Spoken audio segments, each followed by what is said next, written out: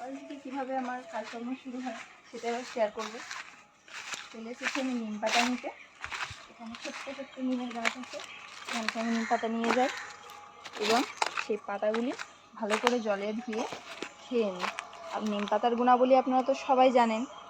এই যে নিয়ে যাব, এটা বাটির মধ্যে জলে ভিজিয়ে দেবো কিছুক্ষণ, আধ ঘন্টা থেকে 1 ঘন্টা, তারপর সেটা খেয়ে। এই যে গার্বেজটি দেখছেন, এখানে আমরাও ময়লা ফেলি। পুরো এই চারপাশের যতগুলো বাড়ি দেখছেন সবাই এখানে ময়লা ফেলে।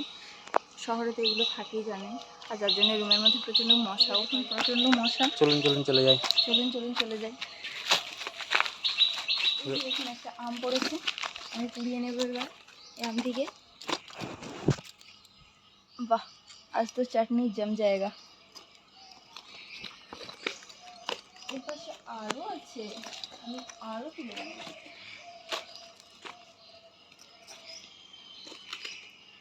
এখানেও দেখেছেন প্রচণ্ড মশা।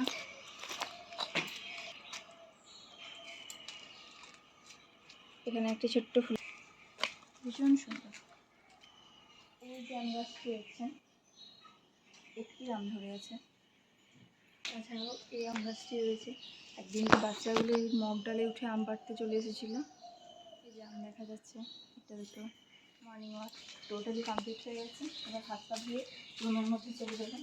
যে ট্যাপ দেখছেন এটা বাইরের ট্যাপ, এখানে হাত পা ধুয়ে নেবেন।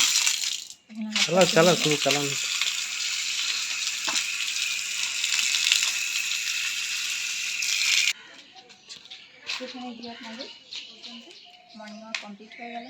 এবার রুমে চলে যাব। আপনাদের সাথে পরের ব্লগে আবার দেখা হবে।